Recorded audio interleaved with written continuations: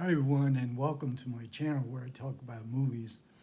And I'm going to return to my year-long series covering Luis Bunuel films. Before I get to today's film, which is Wuthering Heights, Bunuel's crazy adaptation of the Emily Bronte classic, a little bit on the Criterion Barnes & Noble sale, which started a few days ago, and a couple of books. So I was, in part of my research on Bunuel, I came across the fact that Bunuel actually made a 10 best list. I think it was sometime in the 1950s. I don't believe it was for the Sight and Sound poll, which I think started in 52. It might have been. I haven't been able to confirm that, but at any rate, he lists his 10 favorite or his 10 best list. And number one was Joseph von Sternberg's silent classic Underworld, which was part of a Criterion set, is still part, I think it's still available, of Joseph von Sternberg's silent classics. And and that intrigued me because of the surrealist element that is in Joseph von Sternberg's movies and indeed in his life. So I finally decided to get the Sternberg and Dietrich in Hollywood set, and just a beautiful box set, which with fantastic artwork and a nice big booklet, and also all the films. Devil is a Woman, just fantastic photographs. Scarlet Empress, Blonde Venus, Morocco, Shanghai Express, Dishonored. These were the 6 movies that Sternberg made in Hollywood with Marlene Dietrich. And he had already discovered her in Germany, where he made Blue Angel, both in a German language version and in an English language version. So this led me to purchase John Baxter's biography of von Sternberg. I think it's the only biography that's ever been written about von Sternberg. The von is an affectation. He was born Joseph Sternberg, I've already started this, and I'm about 50 pages in. Very good, and it is John Baxter also wrote a biography of Luis Bunuel, which I finished a few days ago. So to get to the movie that I want to discuss today, which is Wuthering Heights. Now, and this is being set in Mexico. So this is Wuthering Heights. This is Kathy and Heathcliff in Mexico. The Spanish title was Abismos de Pasión, The Abyss of Passion, which is a really good screenplay. Wuthering Heights refers to the estate that Kathy and Heathcliff grow up in. And in Bunuel's version, we get a prologue, or a written prologue, where we're informed that the film is going to take liberties with the Emily Bronte classic, but that it will be faithful to the spirit of the novel, which I think it very much is. and I'm going to compare it a little bit to the 1939 Hollywood version. I read the novel about 10 or 12 years ago. I was thinking of reading it again, but it's a long novel. So I thought instead I'll see what Hollywood did with it in 1939. I hadn't seen that version, which was directed by William Wyler and produced by Samuel Goldwyn. I hadn't seen that in a long, long time. Now there's some similarities and there's some differences. Of course, the setting in Mexico versus the Moors in Emily Bronte's novel. But this screenplay that Bunuel is using here comes from the early 1930s. Now, the surrealist movement was initially, I've learned, a literary movement before it became a visual movement, which is what most people associate with surrealism today. And Wuthering Heights was one of the novels that they championed, and Bunuel as well, so much so that he wrote a screenplay in the early 1930s based on the novel. He could never get financing. He hadn't made a feature film yet. It was controversial from his first three short films. So when they were searching for a project in Mexico in the 1950s, Bunuel was working almost nonstop. They were searching for another project. The producer heard that Bunuel still had this Wuthering Heights screenplay in his drawer, and Bunuel took it out. He modified it a little bit, but this is basically the screenplay he wrote in the early 1930s. So before the Hollywood version was filmed. And the big difference, the most crucial difference between Hollywood and Bunuel is that Bunuel cuts out the childhood scenes. So in the 1939 versions, we get an extended period showing Heathcliff and Kathy growing up together, the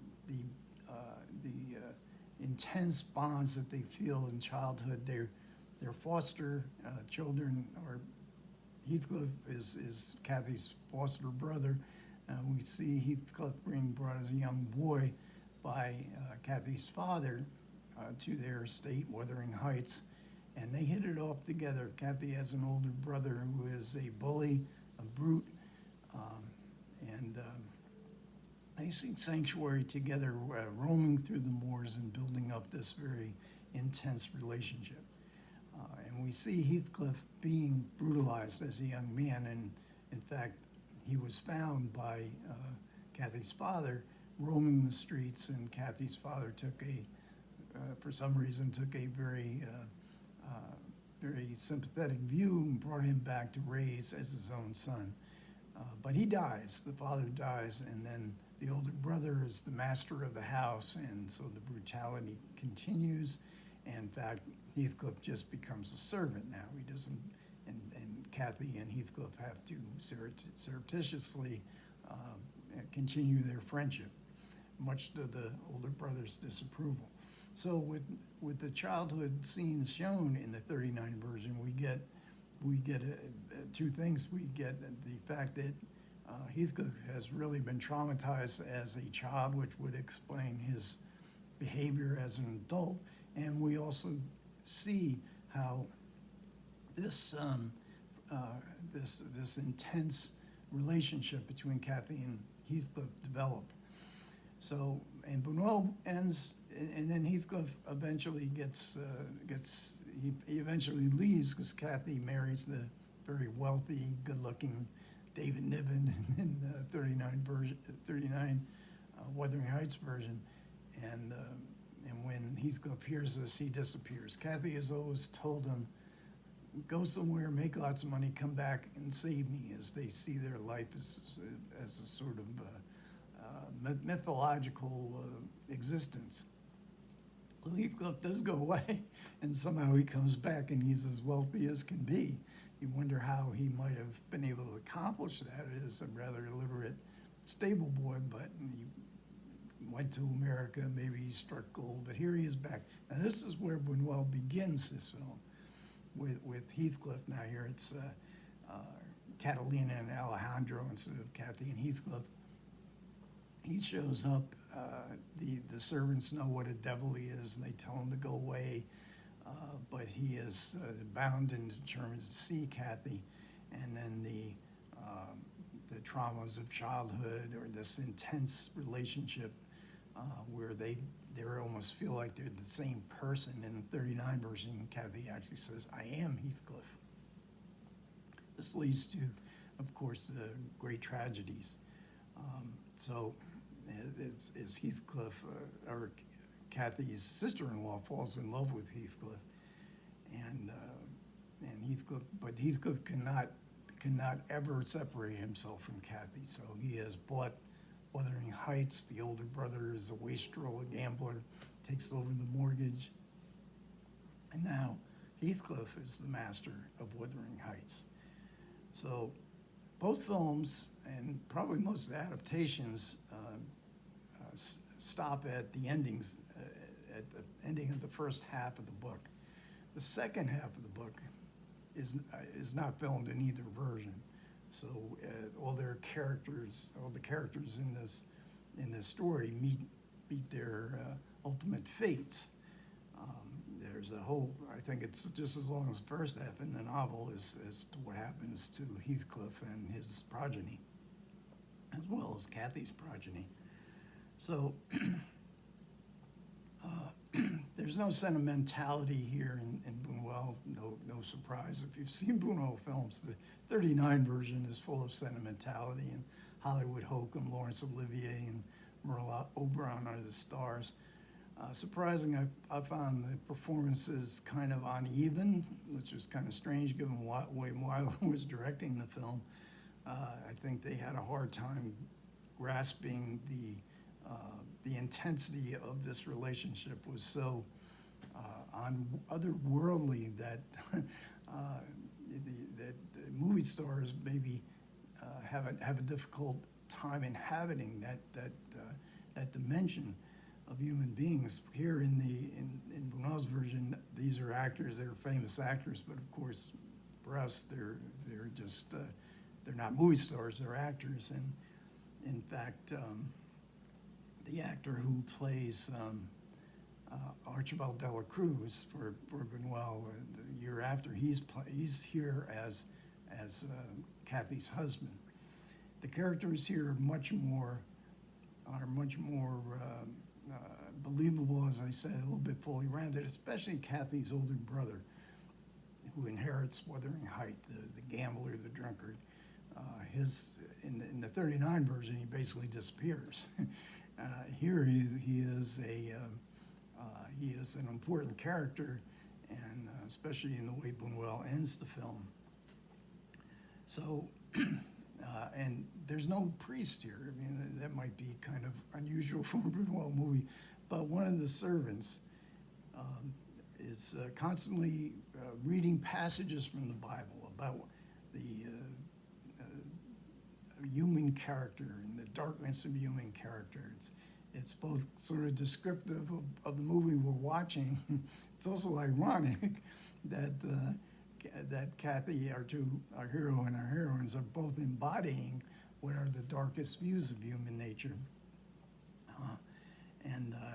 It was somewhat offensive, because it could be, and probably was, somewhat offensive to devout Catholics, because Kathy and Heathcliff declare that they feel their salvation within each other, rather than with God and the church.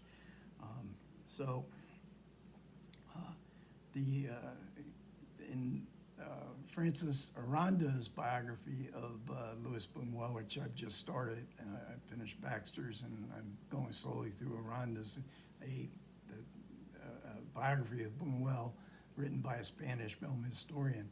He thinks that Wuthering Heights is a masterwork from beginning to end. It's certainly unusual, and it certainly packs a punch. And I would say the ending of Bunuel's ending for Wuthering Heights is probably one of the greatest endings in his films, and in all his films. It's so powerful. The movie really achieves a kind of powerful vision. Vincent Canby reviewed this film in 1983 for the New York Times. So almost 30 years after it was made, it was shown in New York. Canby says he believes it was shown at Museum of Modern Art a couple of times, where Bunuel once worked in the early 1940s, perhaps in some Spanish language movie theaters. But Canby gives it a absolutely great rave review, and it's one of the Mexican films that's really surprising in its artistry. And where can you see Wuthering Heights? Well, there is an old DVD that you can purchase on eBay. But it's not streaming anywhere except for a site called Rarefilmm.com. And it's free there. It's a beautiful print. You won't be able to see it on TV. You have to watch it on your computer or or a tablet. Hopefully not on an iPhone. It's a beautiful print. The subtitles are great. I prefer watching movies on my TV, but I was certainly able very much to get into it. Okay, so thanks a lot for everybody who managed to listen. I do appreciate it. Comments are welcome. Take care.